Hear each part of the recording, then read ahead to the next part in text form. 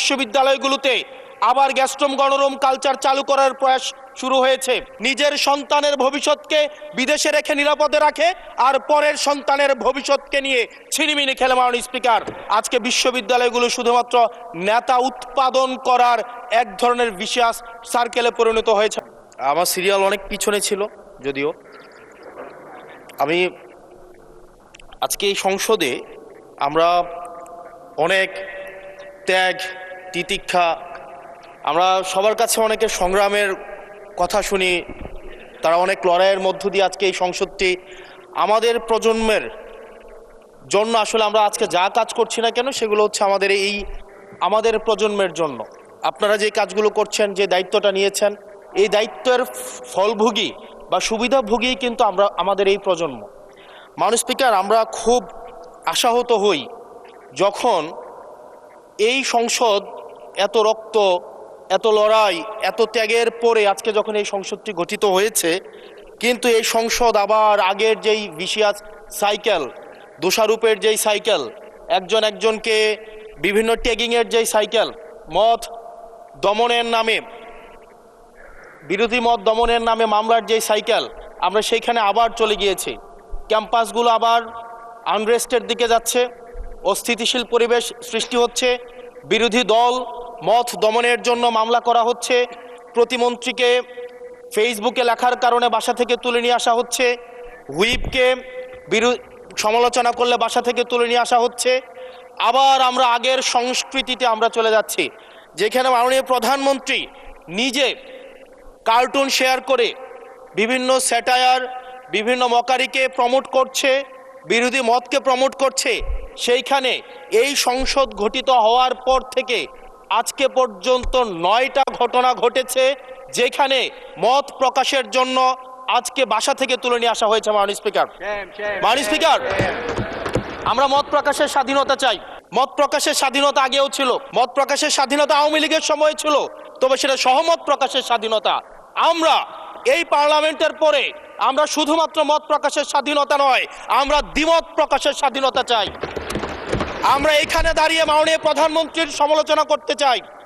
আমরা নির্ভয়ে ফেসবুকে আমরা ব্যাকস্পেস ব্যবহার করতে চাই না, কিন্তু আবার একটা ভয়ের পরিবেশ সৃষ্টি করা হচ্ছে, আবার একটা আতঙ্কের পরিবেশ সৃষ্টি করা হচ্ছে। আমরা দেখলাম সিলেক্টিভ এক ধরনের বিরোধিতার পরিবেশ তৈরি করা হচ্ছে। আমাদের সমাজের যারা গ্রহণযোগ্য এক ধরনের পলিটিক্যালি এলিট শ্রেণীর নারীদেরকে নিয়ে যখন সমালোচনা করা হয়, তখন সেটাকে নারীদের বিরুদ্ধে এটাকে বিবেচনা করা হয়। কিন্তু যারা পলিটিক্যালি পিছিয়ে পড়া জনগোষ্ঠী রয়েছে, গার্মেন্টস কর্মী রয়েছে, যারা হচ্ছে এই দেশের অর্থনীতির চাকাকে সচল করার জন্য রাত দিন পরিশ্রম করে যাচ্ছে, গ্রামগঞ্জের নারীরা, মায়েরা যারা রাত দিন পরিশ্রম করে যাচ্ছে, তাদেরকে যখন স্লাট শেম করা হয়, গালি দেওয়া হয়, সেটাকে আমরা নারী বিরোধিতা হিসাবে আমরা সেটাকে আমলে নেই না। এই ধরনের সিলেক্টিভ নারী বিরোধিতা করা, এই ধরনের সিলেক্টিভ নারী সমালোচনা করার যেই ধরনের প্রবণতা রয়েছে, সেই জায়গাগুলো থেকে মাননীয় স্পিকার আমাদেরকে বেরিয়ে আসতে হবে। মাননীয় স্পিকার, আজকে ক্যাম্পাসগুলোতে আবার এক ধরনের অস্থিতিশীলতা তৈরি করা হচ্ছে। আমরা যখন আমি ইউনিভার্সিটি থেকে 2022 সালের অক্টোবরে ইউনিভার্সিটি থেকে এসেছি, আমাদের সময় গ্যাস্ট্রম গণরুমের কালচার ছিল। আমাদের সময় একটা শিক্ষার্থী অনেক স্বপ্ন নিয়ে বিশ্ববিদ্যালয়গুলোতে যেত। আমরা সেখানে দেখেছি ক্ষমতাসীন দল কিভাবে বিশ্ববিদ্যালয়ের শিক্ষার্থীদের তাদেরকে পুঁজি করে তাদের ক্ষমতা কাঠামোকে দীর্ঘমেয়াদী করার জন্য সেখানে বাধ্যতামূলক সেখানে রাজনীতি করাতো। আজকে সেখানে বিশ্ববিদ্যালয়গুলোতে আবার গ্যাস্ট্রম গণরুম কালচার চালু করার প্রয়াস শুরু হয়েছে, আবার সেইখানে বাধ্যতামূলক রাজনীতির কালচার শুরু করা হচ্ছে। আমরা দেখেছি ক্ষমতাসীন যারা রয়েছে তারা তাদের সন্তানদেরকে বিদেশে রেখে নিরাপদ ভবিষ্যৎ নিশ্চিত করে, আর মধ্যবিত্ত সন্তানরা যাদের বাবা মায়েরা কলকারখানায় কাজ করে, যাদের বাবারা রেমিটেন্স যোদ্ধা, যাদের বাবারা কষ্ট করে তাদের সন্তানদেরকে বিশ্ববিদ্যালয়ে পাঠায়, তাদের সন্তানদেরকে ক্ষমতালোভী রাজনীতিবিদরা তাদের সন্তানদেরকে ব্যবহার করে তাদের ক্যারিয়ারে ঝুঁকিতে ফেলে তাদের গদি বা পাটাতন শক্ত করার জন্য নিজের সন্তানের ভবিষ্যৎকে বিদেশে রেখে নিরাপদে রাখে, আর পরের সন্তানের ভবিষ্যৎকে নিয়ে ছিনিমিনি খেলে। মাননীয় স্পিকার, আমরা এই সংস্কৃতির পরিবর্তন চাই। আমরা চাই বিশ্ববিদ্যালয়গুলো শুধুমাত্র নেতা তৈরির হাতিয়ার হবে না। এই বিশ্ববিদ্যালয়গুলো গবেষণা, বিশ্ববিদ্যালয়গুলো পাঠচর্চা, বিশ্ববিদ্যালয়গুলো সেখানে এক ধরনের মনস্তাত্ত্বিক সমৃদ্ধি, এবং সেখানে হচ্ছে আমরা যেখানে গবেষণা হবে সেখানে আমরা বিশ্ববিদ্যালয়গুলো থেকে বুদ্ধিজীবী গবেষক আমরা হচ্ছে বাংলাদেশকে এবং জাতিকে উপহার দিতে পারবো। কিন্তু অত্যন্ত দুঃখজনক বিষয়, আজকে বিশ্ববিদ্যালয়গুলো শুধুমাত্র নেতা উৎপাদন করার এক ধরনের বিশেষ সার্কেলে পরিণত হয়েছে। মাননীয় স্পিকার, এই ৩৬ জুলাই এই তরুণ প্রজন্মকে কি দিয়েছে? বক্তব্যের শুরুতে অনেককে স্মরণ করে আমরা ৩৬ জুলাইয়ে, এই জুলাইতে যারা আহত হয়েছে, ১৭ বছর ধরে যারা নির্যাতিত নিপীড়িত হয়েছে, তাদেরকে স্মরণ করতে আমরা লজ্জা পাই। মাননীয় স্পিকার, তাদেরকে মুখ দেখানোর আমাদের জায়গা নাই, আমরা তাদেরকে কিছুই দিতে পারি নাই। আমরা একটা কাঠামোগত পরিবর্তনের জন্য আমরা আজকে এই সংস্কার, আমাদের কাঠামোগত পরিবর্তনের জন্য আজকে আপনাদের এই লড়াইটা ছিল, এই সামগ্রিক হাউজের লড়াই ছিল। আমি চ্যালেঞ্জ করে বলতে পারি, যদি 2009, 10, 11, 12, 13, 14 সালে আমি সংসদে বসে কিছুক্ষণ আগে আমি 2009 সাল পরবর্তী থেকে 12 সাল পর্যন্ত যেই সংসদের যে বিতর্কগুলো ছিল আমি বিতর্কগুলো পড়ার চেষ্টা করছিলাম। মাননীয় স্পিকার, যদি আজকে এটা 2014 সালের সংসদ হতো, আর যে সংস্কার প্রস্তাবগুলো এই পাশ থেকে দেওয়া হয়েছে, ঐকমত্য কমিশন থেকে দেওয়া হয়েছে, এই সংসদের একজনকেও খুঁজে পাওয়া যেত না যে এই সংস্কারের বিরুদ্ধে অবস্থান নিত। আজকে মানবাধিকার কমিশনকে ল্যাপস করে দেওয়া হয়েছে। মানবাধিকার কমিশনকে ল্যাপস করা হয়েছে, বারবার করে বলা হচ্ছে আরো শক্তিশালীভাবে হচ্ছে মানবাধিকার কমিশন নাকি উত্থাপন করা হবে।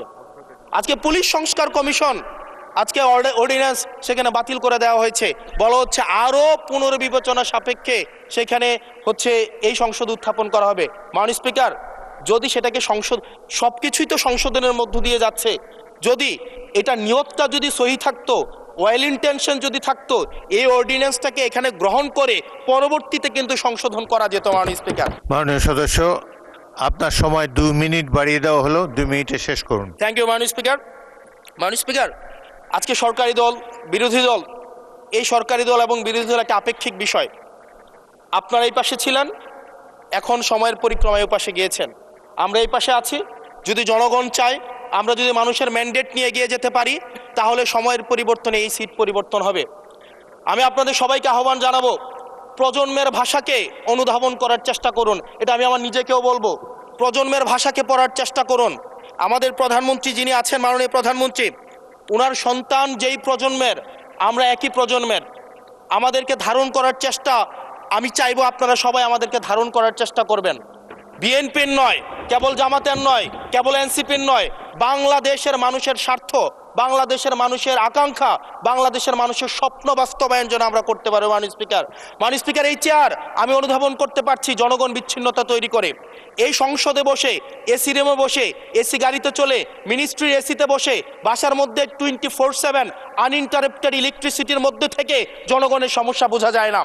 এই জন্য এই সংসদে যখন আমরা দাঁড়াই, আমরা জনগণের সমস্যা অনুধাবন করতে পারি না। আমরা এই সংসদে বসে যদি আমরা লোডশেডিংয়ে আমরা খুঁজি, এই সংসদে বসে লোডশেডিং পাওয়া যাবে না, এই সংসদে বসে জনগণের সমস্যা পাওয়া যাবে না, এই সংসদে বসে সব কিছুকেই। মাননীয় স্পিকার, আমরা যে এই বাংলাদেশের সবচেয়ে সুবিধাভোগী মানুষের মধ্যে এই সংসদে যারা বসে আছি, বাংলাদেশের সবচেয়ে ফেসিলিটেড মানুষের মধ্যে আমরা অন্যতম। মাননীয় স্পিকার, আমাদের জনগণের কাছে যেতে হবে, জনগণের আশাগুলোকে, সময়গুলোকে, স্বপ্নগুলোকে আমরা রাজনৈতিক ভাষার মধ্য দিয়ে, কর্মসূচির মধ্য দিয়ে সেগুলোকে বাস্তবায়নের জন্য আমাদের সবাইকে সমন্বিতভাবে, ঐক্যবদ্ধভাবে কাজ করার প্রয়াস আমাদেরকে থাকতে হবে। আবার যদি আমরা বিভাজনের রাজনীতিতে যাই, তাহলে সেখান থেকে বিএনপি বেনিফিটেড হবে না, এনসিপি বেনিফিটেড হবে না, জামাতে ইসলামী বেনিফিটেড হবে না, সেইখান থেকে বেনিফিটেড হবে আমরা জুলাইতে যাদেরকে আমরা পরাজিত করেছি, তারা বেনিফিটেড হবে। মাননীয় স্পিকার, ধন্যবাদ। ওকে, লাস্ট মিনিট। সেজন্য আজকে এই সংসদে আমাদের একটা ন্যাশনাল এগ্রিমেন্টের দিকে যেতে হবে।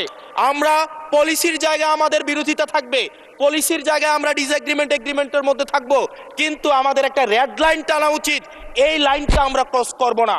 আমরা যখন শুনতে পাই যে একটা রাজনৈতিক দলকে নির্মূল করার আহ্বান একটা সরকার দল থেকে আসে, সেই বাংলাদেশে আমরা মাননীয় স্পিকার ফিরতে চাই না। মাননীয় স্পিকার, আমরা এখানে আমরা কনস্ট্রাকটিভ ভাবে পলিসির জায়গা থেকে আমরা আর্গিউ করব, আমরা এগ্রি করব, আমরা ডিসএগ্রি করব। কিন্তু মাননীয় স্পিকার, নির্মূলের রাজনীতি, বিনাশের রাজনীতি, দমনের রাজনীতি, পীড়নের রাজনীতি যদি আমরা বাংলাদেশে আবার পরিচয় করাই, ইন্ট্রোডিউস করাই, সেইখান থেকে এই সংসদের কেউ বেনিফিটেড হবে না। বেনিফিটেড হবে আমাদের সবচেয়ে বেশি যারা আমাদের এই বাংলাদেশটাকে ঝুঁকির দিকে ঠেলে দিয়েছে, সেই অপশক্তি হচ্ছে মাননীয় স্পিকার বেনিফিটেড হবে। সেজন্য আমরা ঐক্যবদ্ধভাবে ধন্যবাদ। বাংলাদেশটাকে বিনির্মাণ করি।